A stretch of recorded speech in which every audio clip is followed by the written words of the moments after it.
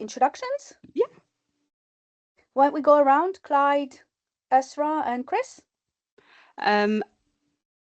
I'm going to put this here, otherwise I'm looking up. Hi everyone, I'm one of the presenters today. My name is Clyde Oncano. I'm a senior lecturer in applied linguistics and education. And as you'll soon find out, I'll talk about the topic of the invisible challenges in corpus linguistics, but through the lenses of underrepresented languages in the sub-Saharan Africa in particular. And I'll hand it over to Chris.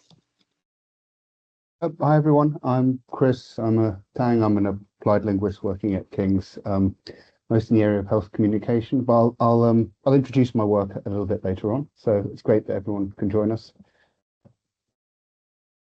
And finally, I'm Esra from Turkey. I'm a postdoctoral researcher. I was a visiting postdoc last year at King's. And I will be talking about issues concerning non-standard language use in a spoken corpus project. And as you'll have seen in the invitation, we've got our discussant is actually someone who's heavily inspired the event because of a panel discussion at Corpus Linguistics 2023. So Matthew, would you mind introducing yourself? Yeah, of course. So my name's Matthew. I'm at the Vienna University of Economics and Business in Austria. Thank you very much for the invitation, right? Really nice to be here and hopefully have some nice discussions. The panel that Clyde mentioned, we held it a couple of years ago. It was in 2023. And the focus of this, it was held with Galinda Mautner, who's also in the call. And it was called Dead Ends, Detours and Disappointments, Looking Beyond Failed Corpus Research. So we kept making the joke, right? We're all here to talk about failure and getting beyond that. So really looking forward to the discussion. Yeah. And thanks again for accepting our invitation. Right, shall I? No one seems to be waiting in the lobby. I will share my slides, which have disappeared. Just give me 1 second. I'll swap screens. All right. And I think that's the right screen.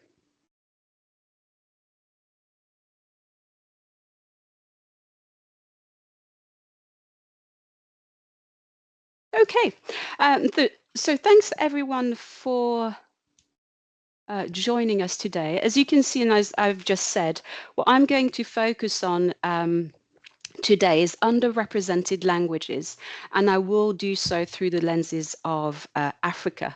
So those of you, those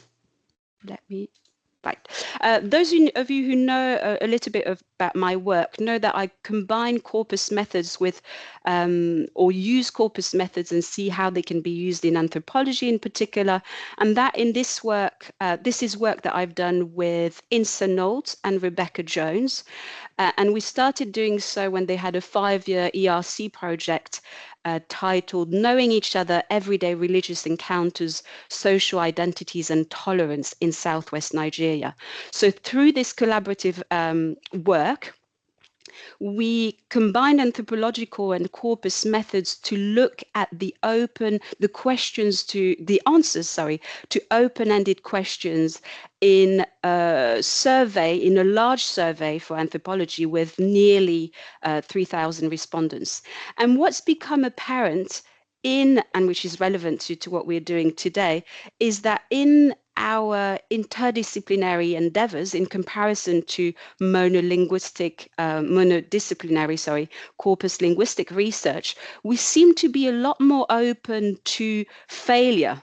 And I've certainly noticed this today. I didn't have time to pick quotes, but I was going through a chapter for the forthcoming handbook, Bloomsbury Handbook of Corpus Linguistics, where we talk about anthropology. So we very openly talk about the limitations of our corpus, which wasn't compiled with corpus linguistics in mind. We admit to focusing on English survey data only because Yoruba survey data couldn't really be easily looked at by corpus software. I must say, this is a little while back.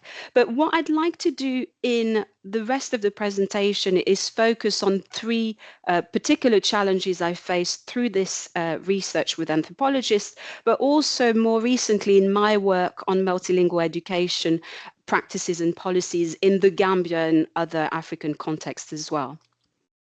So first, and I've already mentioned it, in our case, in my work with Insa and Rebecca, the corpus wasn't compiled with corpus linguistics in mind. And to cut a long story short, my key message here is that quite often, that some format challenges might require help. So for us, for example, if it hadn't been for Akira Murakami, who was then the research fellow on the interdisciplinary discourse, which was led by Paul Thompson and Susan Hunston, we wouldn't have been able to write the scripts that he was able to write to allow us to compile subcorpora. So yes, it was fiddly, but it allowed us to ask most of the questions that we wanted to ask. Another point I wanted to mention, which also is very much relevant to our work, is that the way we engage with corpus linguistic data is really fraught with our assumptions about the world, but also about language. And that's become really apparent when, for example, it's an anecdote that really stands out, but we compiled every so often, we would sit together and look at corpus outputs. And in relation to this list of trigrams, I vividly remember looking at it and thinking, well, there isn't much to say about it. But then what happened is that when I shared this list of trigrams with Insa and Rebecca, they, found it really interesting, and we've ended up making claims regarding the ways in which Southwest Nigerians delineate personal space, particularly around in relation to the boundaries between them and people of different religious backgrounds, where they very comfortably expressed personal preference through trigrams such as I do, do not like, do not believe, etc. So effectively, this list of trigrams, which to me as a linguist didn't seem to reveal much, their insights, showed very different things, and sometimes it happened the way around. So now I want to say a few words about what those challenges mean when we're looking at underrepresented language varieties. And as I said, I'll focus on two particular African languages, but I'll start with general considerations. So if we ask the question, which languages are underrepresented in corpus linguistics, here I've tried to pull together some ideas. Obviously, the items listed aren't mutually exclusive, but they show that actually a fairly sizable proportion of languages continue to be underrepresented in corpus linguistics. Now, if we move on to the questions, why have these languages been overlooked? Here again, the points raised here regarding practical challenges or the history of colonization or of the subordination of some countries, issues related to government funding, for example, in relation to particular languages. This isn't an exhaustive list again, but it really shows that there are very many reasons for the fact that these languages continue to be overlooked. Now, I know that I don't have much time left. I'll just say a few things regarding Yoruba and Mandinka. So what we had to do at the time to have a go at seeing, how the Yoruba data behaved is we had to compile the first corpus of Yoruba in collaboration with Sketch Engine. But some of the challenges we encountered, which Ezra and Chris will talk to you about as well, is issues around code switching. So we had code switching towards with English, Arabic, and other Nigerian languages, spelling inconsistencies, for example, but that had to do with how the data was entered. We had 20 different spellings of Christian. So obviously that that raised some issues. Truncation was not a major issue, but sometimes there were issues around, the last vowels being extended, etc. There were absences also in relation to proverbs. So it's quite a common practice in Nigeria when you say a proverb not to say it in full, which obviously has implications from point of view of corpus linguistic tools. Inconsistent use of diacritics and subdots and grammatical tones, and you can see some examples here related to tone marks. And then more recently, in my work in the Gambia, although I'm not actively working on corpus linguistic related matters, compiling corpora of the national languages is something that's being considered. So here I'm focusing on Mandinka, which is the most widely spoken indigenous language to the Gambia. So it's the most widely spoken language. However, again, you can see that there are issues related to inconsistent spelling. By the way, I should stress here, there is no corpus of Mandinka as it stands, but these are some of the challenges that we anticipate. The use of special characters or the digraphs that are sometimes used to replace them, code switching, again, mostly in relation to English, Wolof, and Arabic, and also the limited number of text available. So all the Mandinka was developed not as recently as other Gambian languages. Relatively speaking, it has very little history of being written. Now, I think what's worth stressing, and here it's in relation to Mandinka, but it resonates, beyond Mandinka, is that in this case, corpus compilation is not only a linguistic or a corpus linguistic endeavor. In this particular context, it also means compiling, and I'm hoping that it will happen fairly soon, compiling a corpus of Mandinka in contemporary Gambia implies disrupting a language hierarchies. So for example, question assumptions according to which national languages, Gambian languages, are less suitable carriers of language, which continue to circulate in the society despite work in the area of language and education policy. Also, it contributes to current endeavors to develop the national languages further. And in 2023, they've launched their first language in education policy, which says, okay, let's use the national languages as languages of instruction from grade 1 to grade 3. But also it's about building capacity among those interested in Gambian languages. And here I'm thinking about academia, but not only. So the people most knowledgeable in relation to Gambian languages at the moment are not found in academia. They're actually found outside of academia among national language literacy experts, translators, interpreters, etc., etc. So in conclusion, I think some of you will know, will recall the paper that I'm mentioning here, A New Agenda for Corpus Linguistics, working with all the world's languages. I mean, this was in 2000 and it still very much resonates with what we're experiencing now. So I hope that, my point today really was really that corpus linguistic work into underrepresented languages is remains necessary, particularly, but not only in relation to African languages, but that corpus linguistics in some ways is in an ideal situation to continue to learn, to better accommodate these languages. And such work, I think, is not only important from a linguistic or corpus linguistic point of view, but also has potential in terms of meaningful social impact, in terms of contributing to the preservation of languages. And as I mentioned just now by referring to McHenry and Osler's paper, it's also very timely. So I'll finish there. I hope I haven't gone over time too much. And I'll hand over to Ezra and Chris, who will build on some of the things that I've alluded to in relation to Turkish, Sileti, and Bengali. Thank you very much. And I will stop sharing now if I can. Yes. Right. Thank you, Clyde. I will take over. And Clyde's insights and experience actually resonates well with what I experienced with Turkish. So thank you so much. Let me just share my screen very quickly.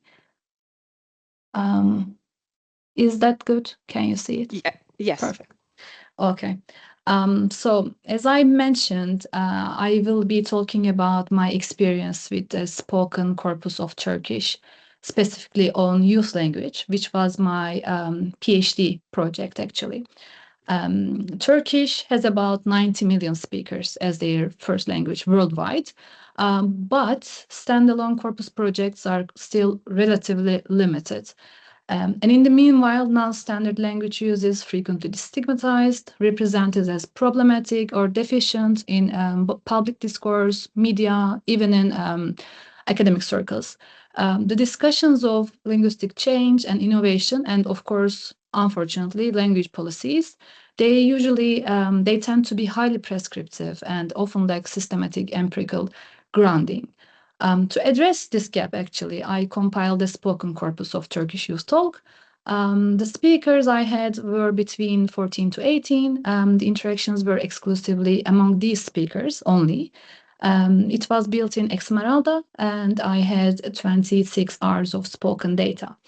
I will start by sharing two project-specific challenges I encountered, and then I want to move on to a broader issue about building cumulative knowledge from the perspective of an under-resourced, underrepresented language in corpus linguistics.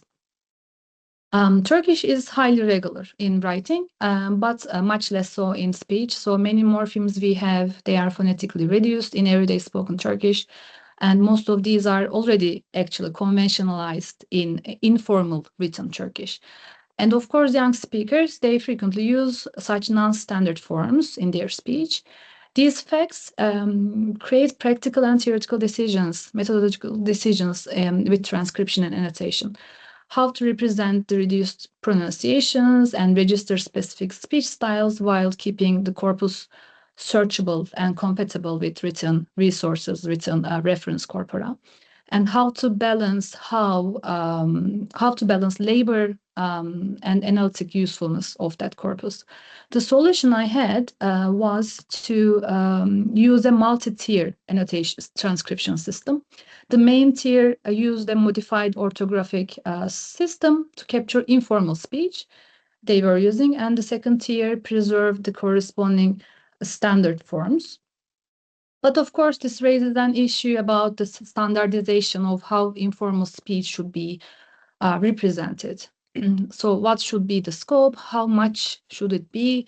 So to ensure consistency in depicting these non-standard forms I developed additional conventions and a detailed transcription guideline for the project. But of course, all in all, it becomes a very labor-intensive process, considering this is a spoken corpus in the first place. So additional layers of labor is needed. And with under-resourced corpus projects, as Clyde mentioned, we are often under-resourced in terms of our fundings and human resources as well.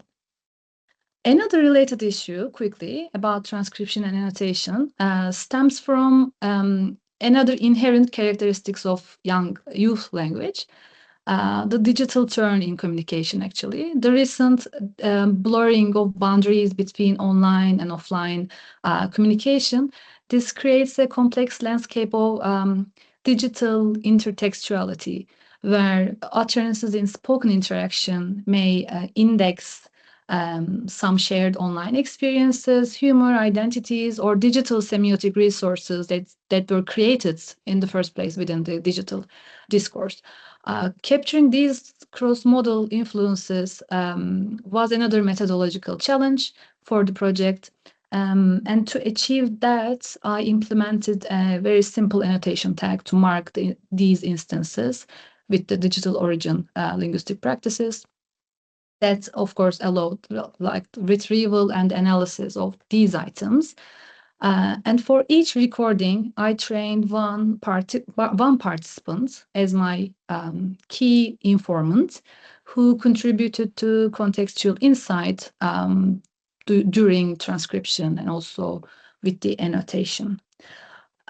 Esmeralda was my corpus construction tool in this project. It has a built-in annotation keyboard, originally developed for spoken Turkish corpus, but it was insufficient for capturing these digitally resourced origin linguistic practices, which were occurring both at lexical and also discursive levels. So I created a short annotation tag. An example here, DG was the tag that I used. And among these digital intertextual practices, for instance, very quickly, speakers make some meta-discursive comments where they draw on digital and semiotic resources such as videos, pop culture references, internet memes for various communicative purposes. For example, one speaker reflects on feeling overwhelmed by the amount of time she needs to spend for studying for the university entrance exam by saying, in front of me, everything is burning like really on fire, but I'm just laughing, just looking at it. So this little excerpt from data concordance line, she is actually referencing the disaster girl meme that you might be maybe familiar with. This is a detail I only learned only after consulting my informants. Annotating such instances are, of course, closely related to digital literacy of the transcriber and annotator, which extends beyond what traditional corpus analysis usually aims for. So in this sense, this aspect of the project reflects a broader sociolinguistic inquiry and perhaps raises a question in terms of like the extent to which youth language can be explored through a corpus linguistic lens, or is it the most compatible method to do so? And finally, I'd like to raise a broader issue. As researchers, of course, we adhere to like methodological and reporting standards when we do our corpus research. But these are developed for usually like resource-rich languages such as English. Some expectations, therefore, might be a bit difficult to meet without compromising. Available reference resources such as STC for this corpus are very limited and now partially outdated. So basic analytical procedures, even like keenness analysis, can be questioned or rejected in peer review because they expect a reference corpus that matches the target data in terms of mode, genre, time period. In practice, this means that comparisons between this corpus and STC have the potential to be considered to be invalid, even though my corpus was designed using STC's transcription and annotation scheme and used the same corpus construction software, so same tokenization, lemmatization. So expecting under-resourced languages to meet that gold standards usually ignore the gap in resources and information. So I believe this project provides a good case for discussing what if we are to promote accumulation of knowledge beyond Eurocentric, like already resource available languages, research, contexts, and languages. My corpus was a corpus project, but my corpus has the motivations behind compiling this project were majorly sociolinguistic. So in this talk, I tried to share some challenges I encountered due to this tension, actually, but to what extent or should corpus methods capture these indexical or performative dimensions of youth interaction? That is a question. And another issue and challenge to note is balancing the authenticity and standardization when transcribing non-standard varieties. And finally, a question concerning how to meet those gold standards with these kind of languages with under-resources is a discussion point, I think. With that, I took so much time. Thank you so much for listening, and I would love to give the floor to Chris now. Thank you. Great. Thank you, Esra. That was really informative. Just going to now, I should concentrate on one thing at a time. I've learned this, so I'm going to try and present my slides rather than talk to you. Okay, so I'm just going to kick in because I know I'm a bit behind time. Yeah, that question you ended with, what do we capture with corpus in a corpus, or what can we capture? I guess it comes up in mine, and obviously the same points that Clyde's been talking about in terms of that you've both been talking about in terms of underrepresentation. So I'm going to talk about code switching in relation to multilingual corpora using the case of Bangla.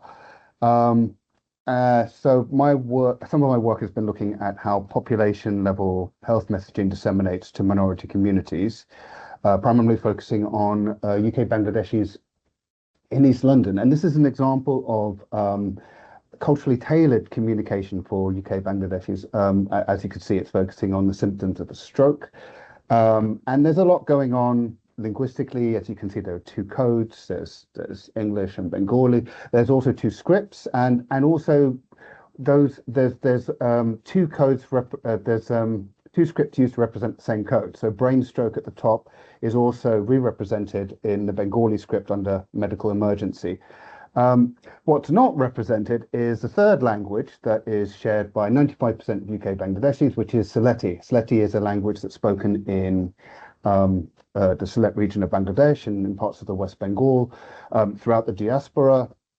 It has a writing system called Nagri, but it's fallen out of use, and its use is primarily oral. And in fact, even amongst its speakers, it's sometimes conflated with Bengali. So Bangla, sometimes I've heard it be used to refer to Sylheti, to Bengali, to both. And I mean, you might argue that there is a Sylheti term on this poster. So brain stroke, for instance, is not something you would say in English. You use the word stroke in Bengali, but I don't think you use the word brain stroke. But so, Sylheti doesn't have a technical register, so there is a tendency to borrow words from other languages, necessary borrowings, I suppose, as Romain would describe them.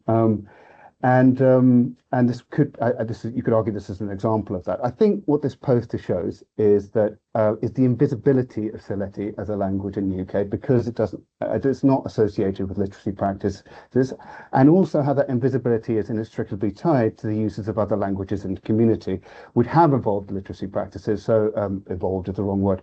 That have adopted literacy practice or standardized literacy practices, so English and Bengali. So what I'm going to do in the next couple of slides is look at, firstly, how you might capture Sylheti as an invisible language, as corpus, and then draw on a comparative example about capturing Bengali as a visible language compares. So let's dig into Sylheti. This has been done by Baker at Lancaster back in 2000. So they compiled the Sylheti corpus based on recorded conversations and also some broadcast media, I think. And they, in their article, they do a really good job of going through the meticulous process. And it's something that comes out through what Ezra was talking about, the meticulous process involved in trying to capture or an oral language or spoken language as corpus. So they use a transliteration scheme based on a Romanic script. An example of that is represented here. So that's obviously the first challenge, trying to digitally represent the spoken language. And I won't go through, I don't have time to really talk about that in much detail, but the article will fill you in. But after they've gone through those challenges, they also encountered other challenges. So, for instance, there's a lot of words from English and Bengali, Arabic and Urdu, which are then annotated as foreign language and exempted from the transliteration scheme that they were using. Then there were also words that were used there were loan words from other languages that had a distinctly Sylheti flavor. So hormone, for instance, has an upward intonation when it was used. We also have morphemes from two different codes being used. So in the bottom example, you've got miscarriage association plus the RE morpheme for object. So these were not exempted from the transliteration scheme, but marked as distinct because of the morphology or because of intonation, and lots of examples like that. So I guess what they ended up with is a multilingual corpus, not in the traditional sense of a parallel corpus or comparative corpus, but I guess you could say as the corpus sort of I mean, is it a Saletti corpus, or is it capturing expressions of linguistic repertoire for which Saletti is a shared and central component? I don't know, but certainly it is not. I don't know if you can even define it as a purely Saletti corpus. So I think, you know, as Ezra was saying, you know, to capture this, you have to make a lot of decisions about what gets captured, the level of detail and annotation that gets involved, and obviously that's going to depend on your research questions. I have got Saletti data that has corpus potential, but I didn't collect it with corpus in mind, and so the sort of inconsistencies, formal inconsistencies that Clyde is talking about are quite prevalent in my data. So this is an example of how the different translators I was working with all transliterated the word for close. So, you know, as you know, there aren't, because of these, you know, because of the resourcing required, the level of expertise that you need to really put these corpora together in a way that helps you target linguistic regularities in a systematic way, including code switches. You don't have Saletti corpora. You do have, well, you've got the Saletti project, I should say. So this is a project set up in SOAS with documentary linguists, and they've recorded, I've got about 40 hours of Saletti data that they have annotated and are using to generate teaching materials and a dictionary. There are also Saletti data like mine have corpus potential from other projects. Another project I worked on, really interesting, was we interviewed and conducted oral histories of anti-racist activists from the 70s. And so that's there in Saletti, but it needs a lot of working up to develop it as corpus. Another route would be to avoid the need for transliteration and to go to social media. So there is, as Saletti is spoken, primarily spoken, you do see a lot of examples of Saletti being used online, particularly with the Romanic script. So you could use that as a source of corpus, but then you're going to encounter the sort of things we encountered when I started looking at online discourse with Bengali. Now, Bengali is more visible. It has an orthography, it has literacy practices associated with it. So we expected to elicit, be quite straightforward to elicit a Bengali language corpus. So what we did was we just compiled a corpus based on YouTube comments. This was during the pandemic, so they were all in response to Bengali language videos reporting on measures introduced by the government during the pandemic. And what we got was something that was quite heterogeneous. It had a type token ratio of 23.7%. That's ridiculous. It's twice that of the works of William Shakespeare. And the reason of that is obviously because they're using different codes, they're using different scripts, often to represent the same word. It's not just Bengali and English, there are Arabic words in there, and so on. Everything that Clyde was talking about, we have in this.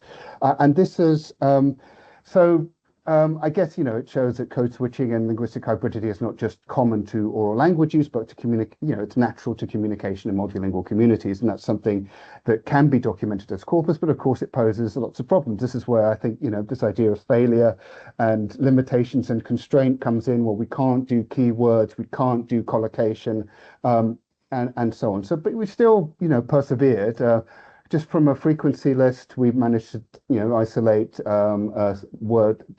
different categories of words based on semantic field. We noticed there were a lot of religious terms being used, and then we decided to investigate a little bit further, particularly in focusing on the very frequent uses of the word Allah in both the Romanic and the Bengali script. When we looked at that, we noticed collocation patterns for both words that were quite similar. Either Allah and Allah tended to occur as an agent of predicates that either related to praising or petitioning Allah as all-knowing, all-seeing, or verb phrases that refer to saving and protecting as savior, or forgiving and punishing. So we analyzed those lines then as fulfilling the performative function of invocation, where invocation can be seen as an act of reverence that involves calling an unseen presence or power to fulfill a perceived vocation to bring things into being. And in this case, we express these as symbolic vocations of Allah as guide, Allah as savior, Allah as judge. And that gave us access to a religious discourse that seemed to permeate the corpus. So the example is really just to show that even with a linguistically heterogeneous corpus like this, it's still possible. Also bearing in mind it's quite a small corpus, to work in a sort of corpus unplugged way, very using basic corpus tools to sort of extract functional regularities that are still grounded in frequency-based patterns. So what am I saying with all of this? It's a good question. I suppose I'd echo the point of the others about underrepresentation. Most languages in the world are oral languages, but they are invisible a lot of the time because of their associations with languages that have literacy and because they're subsumed within multilingual communication. I mean, the resources problem that everybody is talking about is a snake biting its own tails because there aren't because there aren't, to get the level people with the level of expertise to do the sort of annotation that Baker et al. Did with Saletti, you need to have people who are experts in community languages, who also have a degree of linguistic expertise to develop a transliteration scheme and apply it. That's quite difficult to do without, and because those challenges aren't raised and aren't discussed, we don't come together about them, reference corpus aren't built, it just continues and perpetuates. Then, of course, as Ezra was saying, there are representation problems. I mean, for Saletti, for instance, when we talk about regional variation, we can talk about Camden versus Tower Hamlets. Not to mention, how diasporic Saletti is going to be different from the Saletti spoken in particular areas of Sylhet versus West Bengal. You've also got, you have to acknowledge that it's going to involve code switching fundamentally, which is going to relate to asymmetrical access of other languages that are dependent on access of linguistic resources linked to immigration experiences. So there's going to be hybridity wherever you go. And so the claim to representing Sylheti is almost impossible. So, Ezra asked this, is this the domain, is this sort of linguistic hybridity a domain of corpus linguistics? I mean, where we're trying to establish linguistic regularity, is it something we could capture? Is it something that we should be trying to capture? Or how should we capture it? Should it be more localized? Should it be like the Sylheti project, where it's just speakers in Camden, and you can maybe do something with that? Or is it about looking and embracing the heterogeneity like you get in online discourse and just working with what you've got with a stripped down corpus tools like keyword, avoiding keywords and just working with clusters and the fundaments of corpus linguistics. Anyway, I'll leave it there. I'll probably talk too long. Thank you guys for all your thoughtful presentations, and thank you, Chris, for bringing it all together in a really nice way and for sticking to the time limit mostly. So we have about 20 minutes left. Let's hand over to Matthew, our discussant, for him to share his thoughts and reactions, and then we'll open up to the rest of the audience. Right, thanks, Eleanor. Yeah, first of all, thank you very much for your contributions. I mean, they were so cohesive, right? All following a nice theme. So I think that was really nice and lends well to the discussion. Each talk, I mean, it was basically all to do with invisible challenges in corpus research, but also with respect to 3 underrepresented languages. So really nice and cohesive. I just want to say a few words about each talk, and then we can try and pull out some key themes. I don't want to talk too long because I know we've only got 20 minutes. We do want a discussion. But while you were speaking, I did make some notes, just pulling out some key themes that we can hopefully chat about in more detail. Clyde, first of all, I mean, you know that I love your work. It's really cool. 2 key things are standing out to me, right? That I'm interested in myself. The first is how interdisciplinary it is, right? We've got a mix of anthropology and linguists coming together here. So you've got the interdisciplinary angle, but you've also got the triangulation of methods, right? I think you mentioned that it was survey data you're working with, about 3,000 survey responses. So you've got a mixing of disciplines on the one hand, but also a mixing of methods on the other. And I think this is a really interesting and a nice combination. We could talk about this for a long time, but the cool thing for me, I think you mentioned, was that a lot of this data, it was collected for another purpose, right? So this data was being collected and then you repurposed it for linguistic analysis. I've had a similar experience recently. This is a project with Galinda, right, just a few offices away, and with a colleague at Newcastle Business School. Very similar thing, right? She got in touch with us with a data set, and it was up to us to kind of figure out how to deal with this, right? You've got quite messy data in a completely different format, and somehow you have to figure out what to do with that and get, start asking linguistic research questions and really repurpose it. So while you were speaking, this was kind of going in the back of my head, right? This wasn't anthropology, it was from a business school, but very similar issues that were going throughout it. So really interesting stuff. Ezra, great talk, really interesting. I think the thing that stood out to me here was just how widespread this is. I mean, you're talking about this in a Turkish context, but I think a lot of what you're saying, regardless of the language, anybody who has compiled spoken corpora, right? These are all decisions that that we have to make. I mean, I remember my PhD years ago, and this was, I don't know, 9 months of sat in front of a transcription machine and trying to do this. But the key thing here is that, the decisions we make at the transcription stage, these are inherently theoretical decisions, right? And I think you illustrated that very nicely, that if it's not transcribed in the first place, well, you're not going to get it coming out in the results. So I think it's important to reflect on this in what we do, that it's inherently a theoretical act in deciding actually what makes it to transcription and what doesn't. So again, really, really nice and follows on well. Chris, the metaphor at the end, I think it was snake biting its own tail. I mean, what a great metaphor, right? But so true and particularly apt. It's kind of this vicious cycle that we have of, if the resources are not there in the first place, then how are we going to research it, right? You're really starting from nothing in a lot of cases. So yeah, I think this vicious cycle is definitely something to talk about in the discussion. I said that I don't want to talk too long. I've got a question, if that's okay, right? Just to try and get the discussion going. And then we can kind of open it up to everybody. The question that I have, and that I'd ask the three of you to think about, is whether you have any practical tips on where we're drawing the line here between what to transcribe and what not to transcribe, because this transcription was something that came out of all three talks.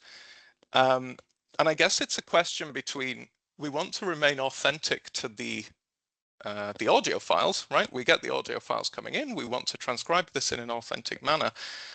But at the same time, I'm thinking in particular in Ezra's context, if we start transcribing, every nitty-gritty detail, suddenly it's getting quite difficult to work out frequencies and tokens. It's non-standardized and all the rest of it. Chris kind of answered this when he spoke, and I think Chris's response to this will be, well, it depends on your research questions, right? But I'm thinking in particular, let's say we were creating a reference corpus or something, or maybe there's research questions that we haven't even thought about. Where are we drawing the line, right? How can we make these decisions at the transcription stage? So I just thought that'd be an interesting way to start the discussion anyway. Thank you, Matthew. Any takers from Matt's question? From the panel? I can just start maybe, because it's mostly more like closely related to what I was trying to capture with my research. So yes, transcription, my data collection, even data collection took like 2 years for this project because it was coinciding with the pandemic.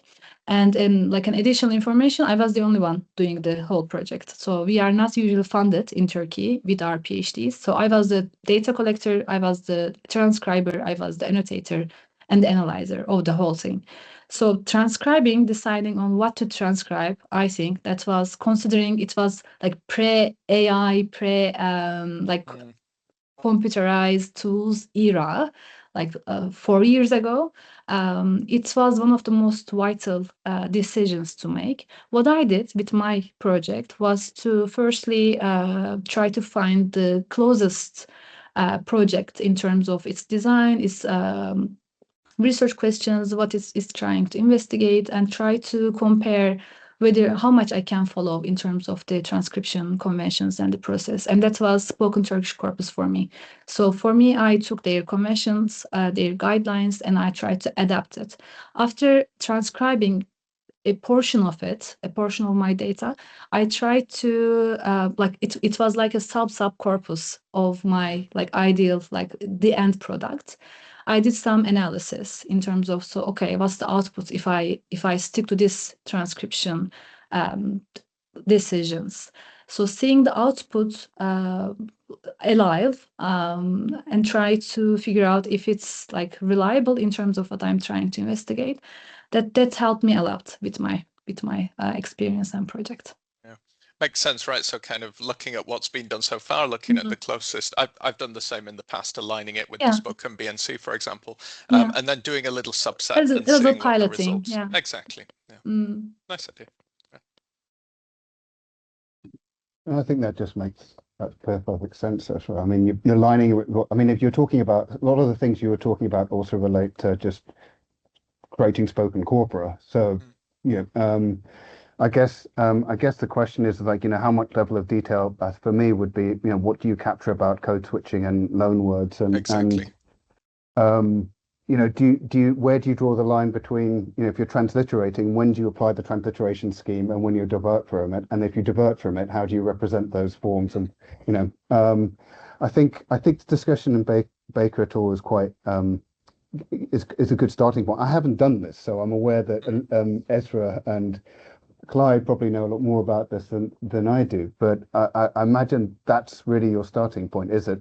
I guess you have to reconcile that with the claim of what your corpus is supposed to be representing. I think it's slightly problematic to say that I've got a corpus of Saletti, if really it's a bit more hybrid than that, and maybe it's about acknowledging that. And if that's the case, then maybe that gives you license and steer as to how you code up the different types of loan words they're going to be integrated inevitably into the corpus, how you represent them.